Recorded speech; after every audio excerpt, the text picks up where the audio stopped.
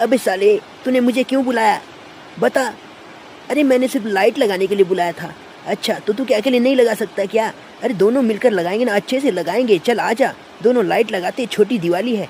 चल ठीक है, अब लगा के फिर देखेंगे कि कैसा अच्छा लगा है। अरे बहुत अच्छा लगेगा। चल जल्दी से लाइट लगाते हैं, फिर देखते हैं। बातें मत कर ज़्यादा। चल तू उधर से लगा, मैं आती हूँ। चल अब मैं यहाँ से लाइट फेंक रहा हूँ नीचे, तब देखेंगे। दोस्त जल्दी से वीडियो को लाइक कर दो।